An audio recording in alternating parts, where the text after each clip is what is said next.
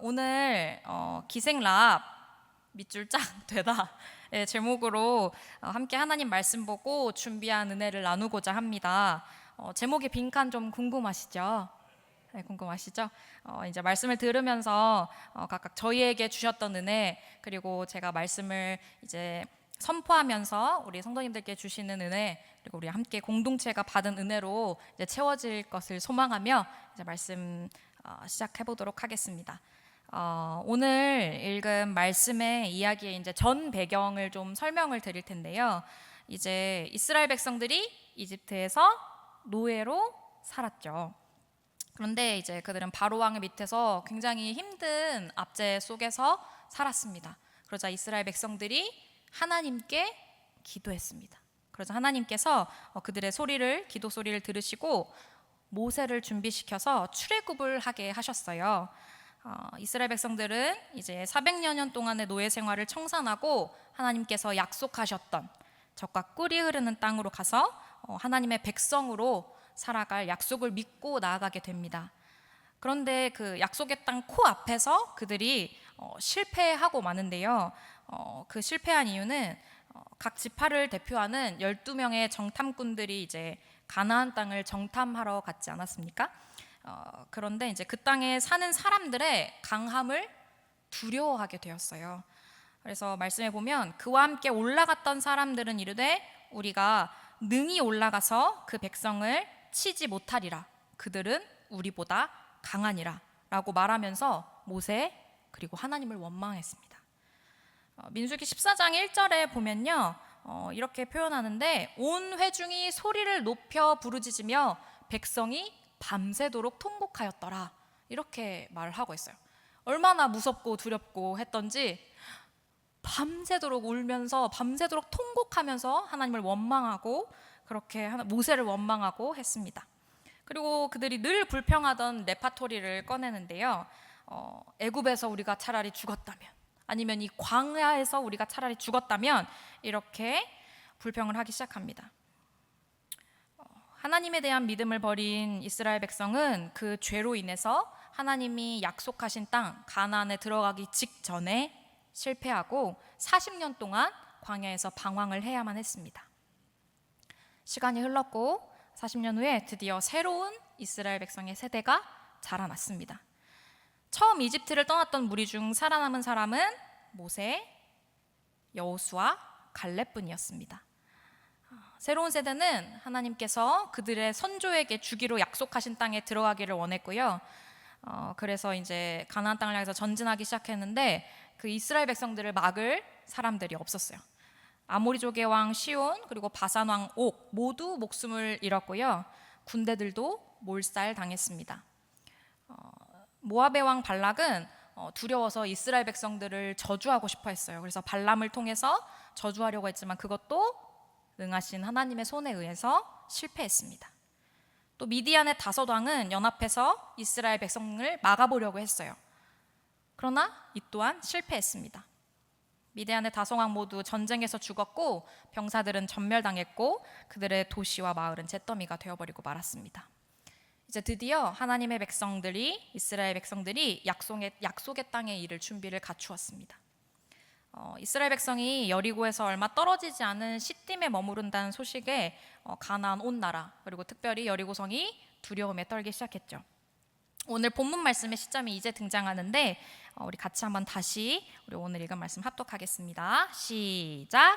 눈의 아들 여호수아가 시딤에서 두 사람을 정탐꾼으로 보내며 이르되 가서 그 땅과 여리고를 엿보라 하매 그들이 가서 라합이라 하는 기생의 집에 들어가 거기서 유숙하더니. 아멘. 말씀에서 이스라엘 정탐꾼들이 여리고를 살펴보러 들어간 곳에서 정탐꾼들이 만난 한 사람을 소개하고 있는데요, 바로 기생 라합이라고 소개합니다. 가나안 정복의 시작에 이제 들어가는 여호수아 2장 전체가 이 라합의 이야기의 할 땅이 되는데요, 여기서 이제 기생의 히브리어는 자나라고 하는 단어로 사용이 되는데 이 단어는 기생 혹은 음녀 혹은 창녀 이런 단어로 사용되고 야곱의 넷째 아들 유다가 며느리 다말을 보고 그가 창녀인 줄 알고 들어갔다 할 때 쓰인 같은 단어로 기생을 말하는, 몸을 파는 직업을 가진 사람을 표현하는 말입니다. 그런데 굳이 왜 정탐꾼들이 기생인 라합의 집으로 들어가게 되었을까요? 혹 정탐을 하느라 어쩔 수 없이 들어간 곳이거나 아니면 정탐을 하기 전에 잠깐 몸을 숨기려고 지나가는 장소이지 않았을까 한번 생각해 봤는데, 하지만 2장 전체의 말씀이 계속해서 이 라합의 집에서 벌어지는 일을 우리에게 보여주고 있습니다. 근데 정탐꾼들이 이제 곧 바로 라합의 집에 들어가고 나서 일촉즉발의 상황에 놓이게 되는데, 여리고성이 이제 여호와 하나님이라고 하는 무시무시한 신이 온다. 그리고 그들을 돕는 이스라엘 민족, 하나님이 돕는 이스라엘 민족이 성으로 쳐들어온다는 위기감과 두려움 때문에 되게 성의 방비를 철저히 해놓고 있었나 봅니다. 말씀 제가 읽어드릴게요. 어떤 사람이 여리고 왕에게 말하여 이르되, 보소서, 이 밤에 이스라엘 자손 중에 몇 사람이 이 땅을 정탐하러 이리로 들어왔나이다. 여리고 왕이 라합에게 사람을 보내어 이르되, 내게로 와서 내 집에 들어간 그 사람들을 끌어내라. 그들은 이 온 땅을 정탐하러 왔느니라. 이렇게 표현이 되는데, 이스라엘의 두 정탐꾼은 여리고성에 들어가자마자 정체를 들켰습니다. 그리고 굉장히 정확한 밀고예요. 그들이 라합의 집에 들어갔다라고 하는 정확한 밀고가 여리고 왕에게 들어간 것이죠. 그래서 왕은 득달같이 라합의 집에 사람을 보냅니다. 그래서 라합에게 말하는데, 그 두 정탐꾼이 네 집에 들어간 걸 우리가 알고 있다. 얼른 끌어내라. 그 사람들은 우리 성을 빼앗기 위해서 이스라엘이 보낸 스파이야 라고 이렇게 윽박지르면서 라합에게 이야기하죠. 그런데 이스라엘 정탐꾼들이 이제 어떻게 될까요? 보통 여리고 사람이라면 어떻게 될까요? 아, 맞아요. 이 사람, 그 두 사람이요? 여기 있습니다 라고 말하지 않을까요? 그런데 라합이 뜻밖의 지혜와 기지를 발휘하는데요. 여호수아 2장 4절에서 5절 말씀 제가 읽어드릴게요. 그 여인이 그 두 사람을 이미 숨긴지라 이르되, 과연 그 사람들이 내게 왔었으나 그들이 어디에서 왔는지 나는 알지 못하였고, 그 사람들이 어두워 성문을 닫을 때쯤 되어 나갔으니 어디로 갔는지 내가 알지 못하나 급히 따라가라. 그리하면 그들을 따라잡으리라 하였으나. 아멘.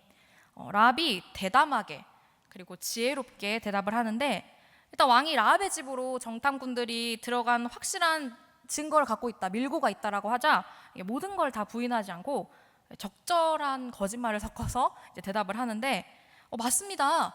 정말로 그런 옷을 입고 그런 머리 모양을 한 사람들이 우리 집으로 들어왔습니다. 근데 저는 그 사람들이 이스라엘의 정탐꾼인지는 몰랐어요. 그리고 그 사람들은 해가 질 때쯤, 성문이 닫힐 때쯤 돼서 저희 집을 나갔어요. 아마 성 밖으로 나갔을 것 같은데 얼른 따라가시면 잡을 수 있을 거예요 라고 대답해요. 그러자 왕의 사람들은 이 라합의 말에 바로 요단 나루터까지 정탐꾼들을 찾아서 쫓아갔고, 그 사람들이 성을 나가자 성문이 닫혔습니다. 구사일생으로 이스라엘 정탐꾼들이 기회를 얻었어요. 그들은 라합의 말대로 성 밖으로 나간 것이 아니고 어디에 있었죠? 라합의 집 지붕 꼭대기에 숨어 있었어요. 우리 여호수아 2장 6절의 말씀 함께 읽어보겠습니다. 시작. 그가 이미 그들을 이끌고 지붕에 올라가서 그 지붕에 버려놓은 3대에 숨겼더라. 아멘. 이스라엘 정탐꾼들은 라합의 기지로 여리고 왕에게 발각되는 위협을 피했어요. 그리고 이제 6절 말씀에서도 라합이 정탐꾼들을 이끌어 리드해서 그들을 버려놓은 3대 속에 숨기고 있었다는 것을 말씀은 보여줍니다. 근데 그렇다면 여리고성의 사람, 가나안 민족이었던 라합은 왜 이스라엘 사람들을 도와주었을까요? 여호수아 2장 8절 9절 말씀인데 한번 띄워주시겠어요? 제가 읽어드릴게요. 또 그들이 눕기 전에 라합이 지붕에 올라가서 그들에게 이르러 말하되, 여호와께서 이 땅을 너희에게 주신 줄을 내가 아노라. 우리가 너희를 심히 두려워하고 이 땅 주민들이 다 너희 앞에서 간담이 농나니. 아멘. 라합이 자기 집에 숨긴 정탐꾼을 찾아가서 이제 말을 하기 시작하는데요. 8절에 뭐라고 말하냐면, 여호와께서 이 땅을 너희에게 주신 것을 내가 안다. 그리고 9절에 우리가 너희를 심히 두려워하고 이 땅 주민들이 다 너희 앞에서 간담이 녹나니라고 말합니다. 뒤이어서 10절과 11절에 라합은 왜 두려워하는지를 말하는데 우리 함께 합독해 볼까요? 시작. 이는 너희가 애굽에서 나올 때에 여호와께서 너희 앞에서 홍해물을 마르게 하신 일과 너희가 요단 저쪽에 있는 아모리 사람의 두 왕 시온과 옥에게 행한 일 곧 그들을 전멸시킨 일을 우리가 들었음이니라. 우리가 듣자 곧 마음이 녹았고 너희로 말미암아 사람이 정신을 잃었느니 너희의 하나님 여호와는 위로는 하늘에서도 아래로는 땅에서도 하나님이시니라. 아멘. 네. 라합이 지금 이스라엘의 이전 세대, 지금 새로운 세대가 아닌 이전 세대가 애굽에서 나올 때 홍해를 마르게 하셨던 하나님의 위대하심에 대해서 말하고 있어요. 그럼 라합은 그 사실들을, 그 일들을 알고 있었다는 말이죠. 그리고 지금까지 이스라엘 백성들을 인도하셔서 아모리 사람을 전멸시킨 하나님의 보호하심을 이유로 두려워하고 간담이 녹고 있다고 말합니다. 라합은 이스라엘의 여호와 하나님에 대해서 듣고 기억하고 있었고요. 심지어 이스라엘 백성들만큼 혹은 보다 더 큰 믿음으로 위로는 하늘에서도 아래로는 땅에서도 하나님이시다. 너희 하나님이 참 하나님이시다라고 고백하고 있어요. 그리고 이 땅을 너희에게 주신 것을 내가 안다라고 말하는 부분에서는 상상을 조금 못 해본다면 이미 하나님께서 주신 이 가나안 땅을 차지하러 왜 바로 오지 않고 정탐꾼들이 왔을까라고 하는 의아함마저 느껴지는데 11절 말씀 후반부만 다시 함께 읽어보겠습니다. 시작. 너희의 하나님 여호와는 위로는 하늘에서도 아래로는 땅에서도 하나님이시니라. 아멘. 이스라엘의 하나님만이 위에는 하늘부터 아래로는 땅에서 모든 것을 다스리는 유일하신 하나님이시다라고 라합은 고백하고 있어요. 앞에서 이야기했듯이 이스라엘을 많은 가나안 족속들과 나라들이 두려워했어요. 두려움에 빠진 가나안 민족들은, 나라들은 이스라엘과 싸우려고 했어요.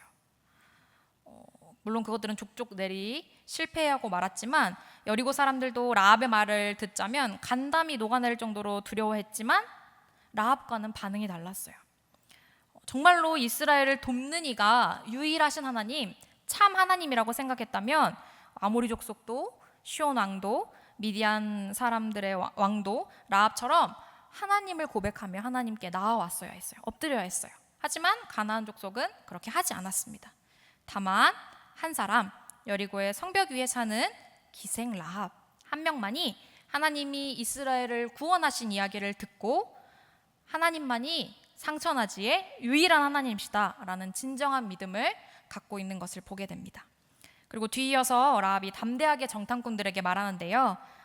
제가 읽어드릴게요. 여호수아 2장 12절에서 13절인데 그러므로 이제 청하노니 내가 너희를 선대하였은즉 너희도 내 아버지의 집을 선대하도록 여호와로 내게 맹세하고 내게 증표를 내라.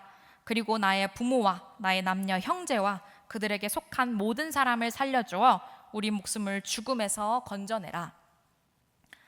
라합은 다가오는 죽음의 위협 앞에서 자기의 목숨만 지키고자 하는 것이 아니라 이 단단하고 정복할 수 없는 난공불락의 성이라고 불렸던 여리고만을 믿은 것이 아니라 그리고 또 같은 가나안 족속의 도움을 믿은 것이 아니라 살아계신 하나님, 이스라엘을 두려움의 대상이 되게 하신 하나님을 믿고 이스라엘 백성에게 간절히 도움을 요청했어요.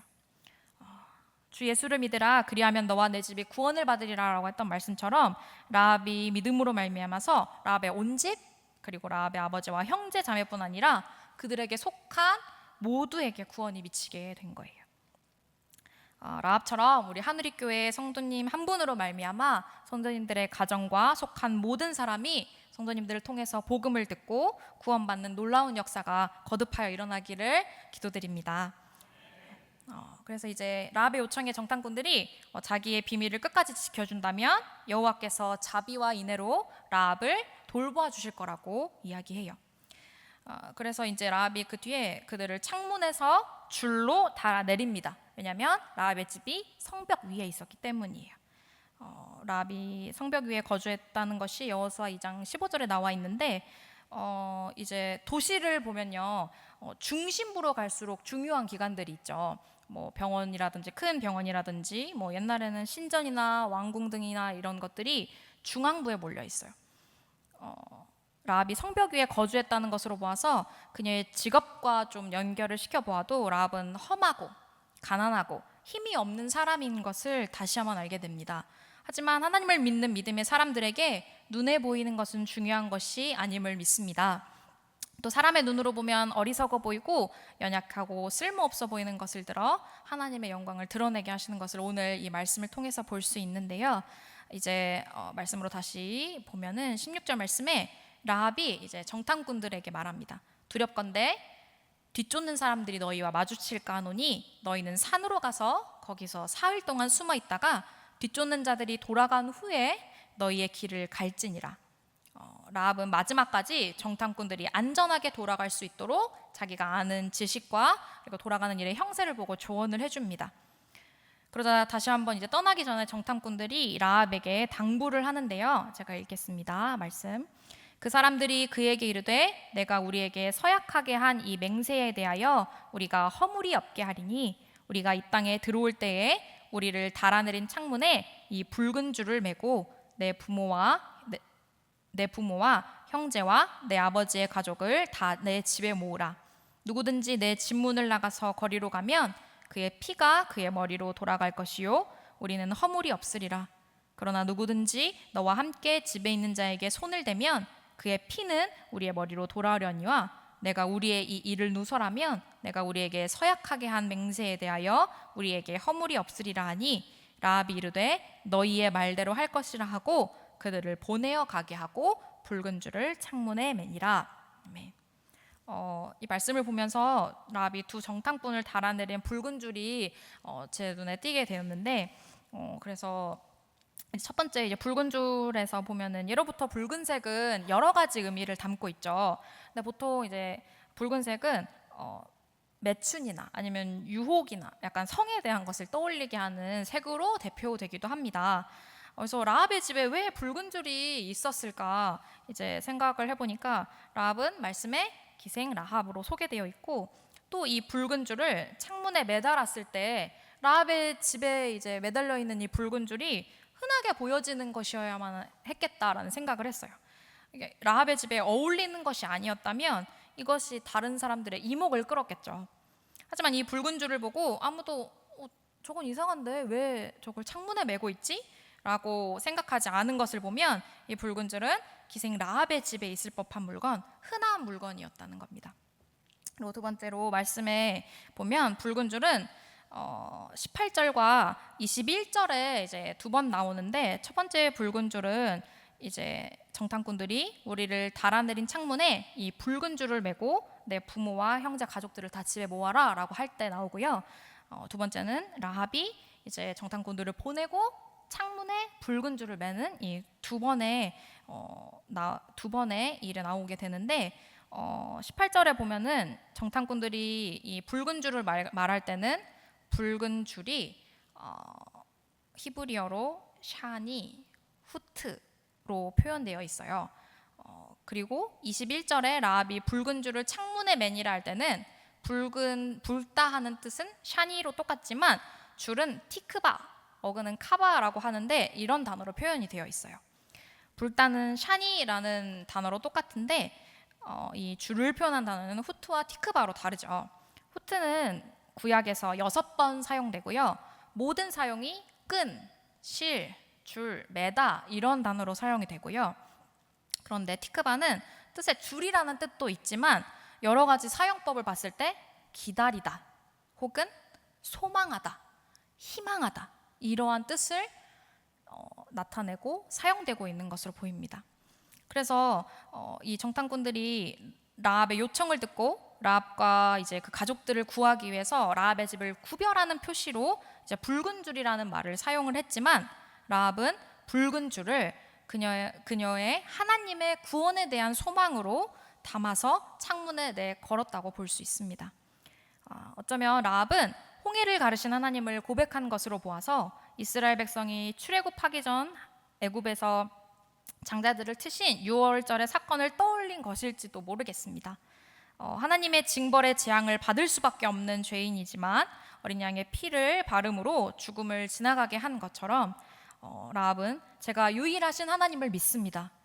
하나님만이 위로는 하늘로 아래로는 땅에 유일하신 하나님이십니다.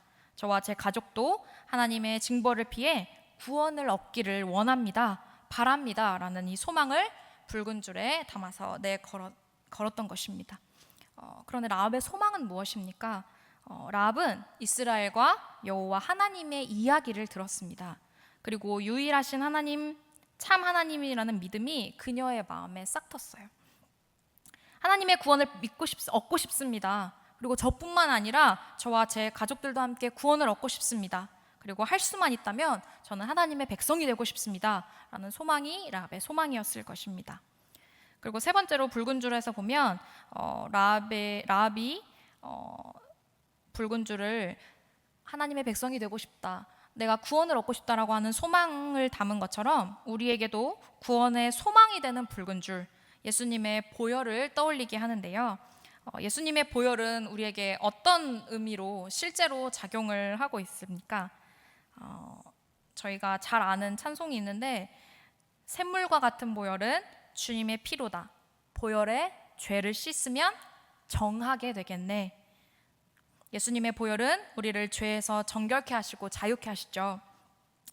흔히 정결하게 한다, 깨끗하게 한다는 걸 생각하면 우리는 보통 물이나 비누를 생각을 하는데, 예를 들어 손에 뭐가 묻어서 손을 씻겠다고 하면 우리는 뭘로 씻나요? 물, 손세정제로 씻죠. 피로 씻으시는 분 계세요 혹시? 손에 검정이 묻었네, 피로 씻어야지, 이러진 않죠. 그런데 이제 외과 의사이자 의료 선교사인 폴 브랜드 박사와 기독교 작가인 필립 얀시의 책인 그분의 형상을 따라해서 보면 피는 실제로 우리 몸속에서 정화의 역할을 하고 있어요. 피가 어떤 역할을 하냐면, 이제 신선한 산소, 우리가 코로 숨을 들이마시면 이제 이 산소를 가지고 세포 하나하나에 넣어주는 역할을 피가 합니다. 그리고 동시에 이 피는 세포의 찌꺼기들인 이산화탄소나 요소, 요산 같은 쓰레기들을 빨아들여서 이런 독소들을 배출하는 신체기관, 신장, 간 이런 곳으로 배달을 한대요. 쉽게 체감할 수 있는 예를 들면, 우리가 혈압 혹시 재보신 적 있으세요? 저는 어렸을 때 이제 병원에 가서 이제 혈압 기계에 손을 넣는 걸 되게 재밌어 했는데, 왜냐면 이제 손이 이렇게 힘이 빠지고 막 이런 느낌이 너무 신기한 거예요. 근데 이제 보면 혈압계가 팔을 꽉 쥘수록 이제 불편한 느낌이 들다가 이제 점점 뭔가 손에 감각이 없어져요. 그리고 나서 그러다가 혈압계가 풀리면 거의 즉시에 이제 반응 없던 것들이 이제 반응 없던 이제 느낌들이 돌아오기 시작하고, 그리고 혈색도 돌아오죠. 이게 뭐냐면, 우리가 근육을 쓰면 산소가 에너지로 변환될 때 부산물이 나오는데요. 보통은 피나 혈액을 타고 즉시 배출이 돼요. 왜냐하면 피가 돌면서 아까 그런 산소를 넣어주고 에너지를 넣어주고 쓰레기를 이제 걷어가기 때문에. 그런데 이렇게 피가 흐르지 못하게 차단을 해놓으면 찌꺼기들은 세포에 차곡차곡 쌓여서 이제 혈류에 씻겨나가지 못하는 이런 찌꺼기들의 작용으로 이제 통증이 찾아오는 거예요. 이처럼 예수님의 보혈은 실제로 우리를 정결케 합니다. 예수님은 죄를 사하여 주시기 위해서 많은 사람을 위하여 피 흘리셨어요. 우리는 예수님의 피를 힘입어서 담대하게 지성소에도 들어갈 수 있게 되었습니다. 생명을 살리는 피가 세포들의 자양분을 공급하면서 동시에 불순물과 찌꺼기들을 씻어버립니다. 이와 같이 우리 그리스도인들은 예수 그리스도의 피로 용서받고 또한 정결하게 됩니다. 다시 라합의 이야기로 돌아가 보면요, 정탐꾼들은 라합의 조언대로 산에서 머물다가 안전하게 이스라엘 진영으로 돌아갑니다. 그리고 여호수아에게 이제 여리고성 그리고 라합의 집에서 겪었던 모든 일을 말해요. 그리고 정탐꾼들은 이렇게 고백하는데, 여호수아 2장 24절 말씀입니다. 또 여호수아에게 이르되 진실로 여호와께서 그 온 땅을 우리 손에 주셨으므로 그 땅의 모든 주민이 우리 앞에서 간담이 녹더이다 하더라. 아멘. 이스라엘 정탐꾼들이 떠나고 이제 이스라엘 백성이 여리고 성에 올 때까지 수일이 흐르게 되는데요. 제가 말씀을 보니까 정탐꾼이 산에서 3일을 기다렸어요. 그리고 이스라엘 백성이 시딤을 떠나서 요단강으로 이제 언약궤를 앞서가는 언약궤를 따라서 갈 때까지 3일이 걸렸어요.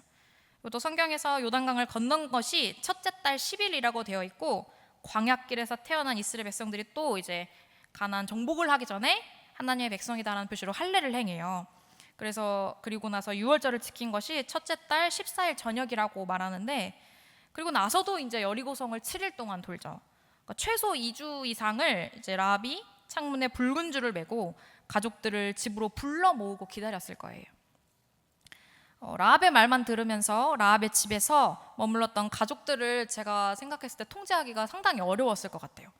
처음에야 이제 두려워하니까 목숨을 구하기 위해서 라합의 집으로 왔겠지만, 하루하루가 흐르면서 가족들이 의심하고 라합을 원망하는 것 때문에 힘들게 했을지도 모를 일이죠. 드디어 요단강의 물을 마르게 하고 가나안 땅으로 들어온 이스라엘 민족을 보았을 때 라합은 환호성을 질렀을 것 같아요. 드디어. 그런데 이스라엘 백성이 그 여리고 성으로 진격한 것이 아니라 희한한 행동을 해요. 하루에 한 바퀴씩 성의 둘레를 돕니다. 아무 소리도 내지 않고.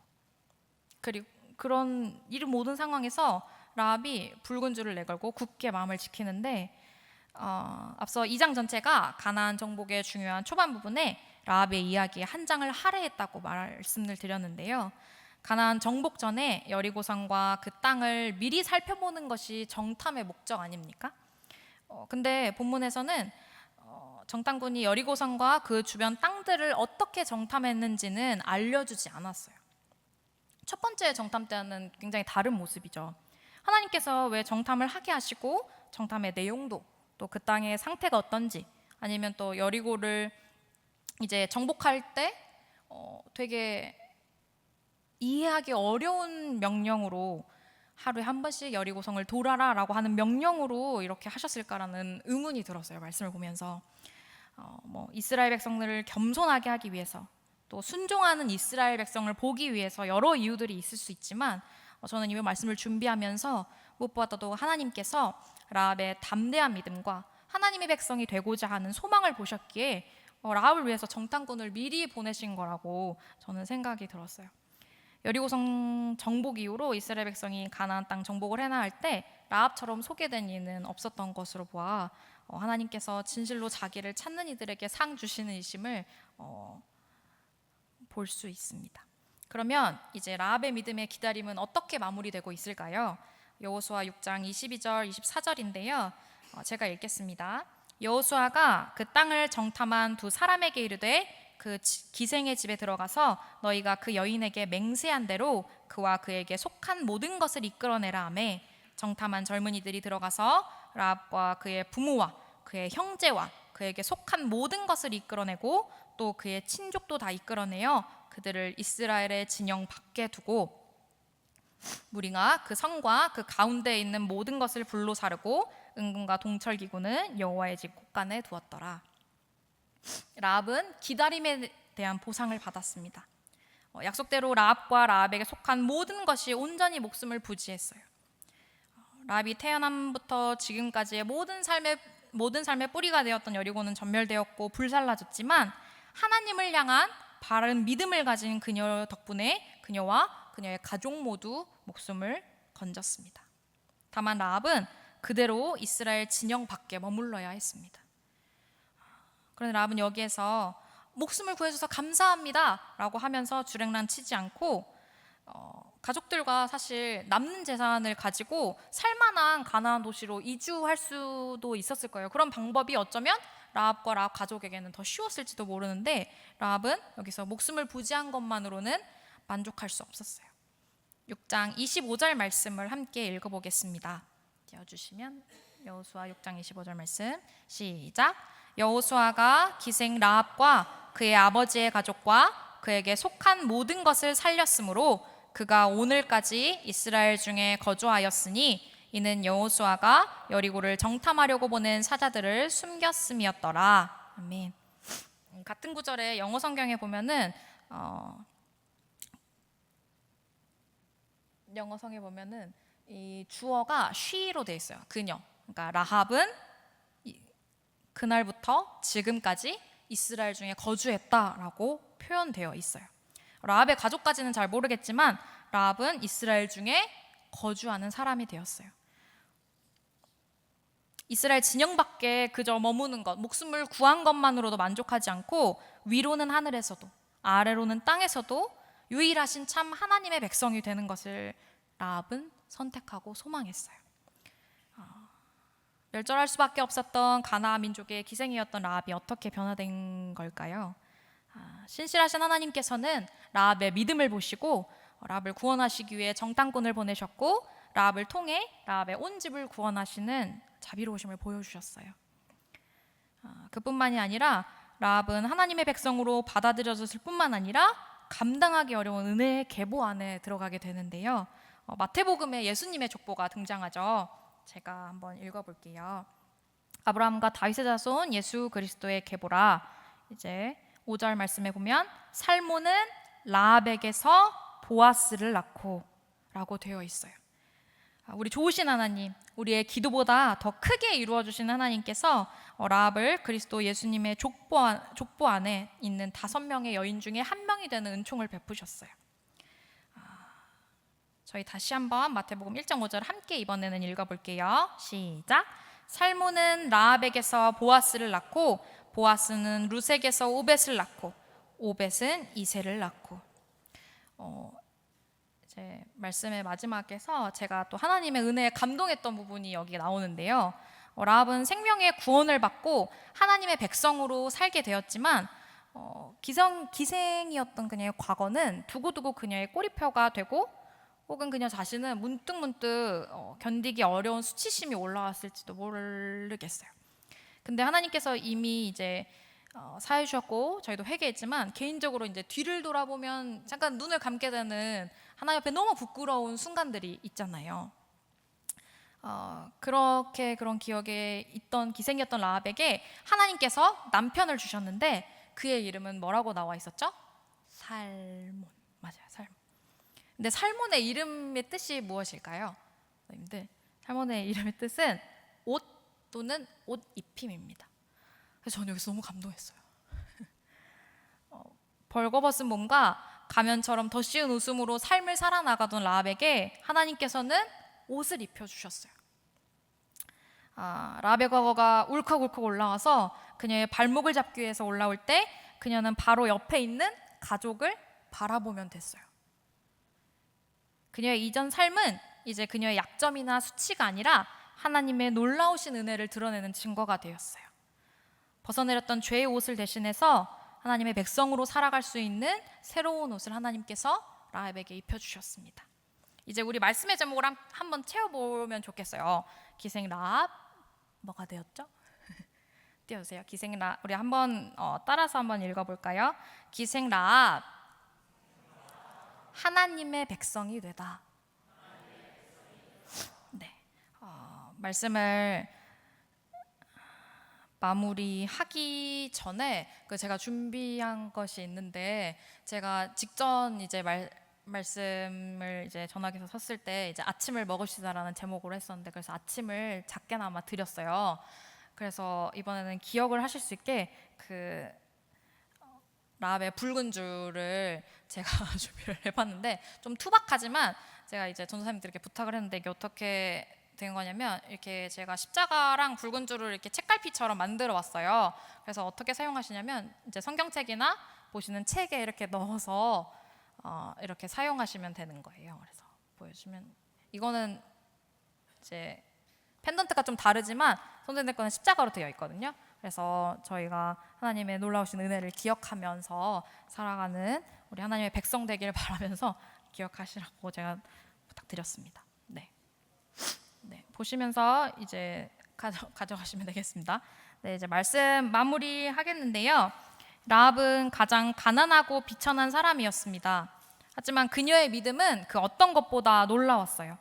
이스라엘 백성의 하나님만이 유일한 하나님이시다라는 그녀의 믿음은 하나님의 백성이 되고자 하는 담대한 소망을 가지게 했습니다.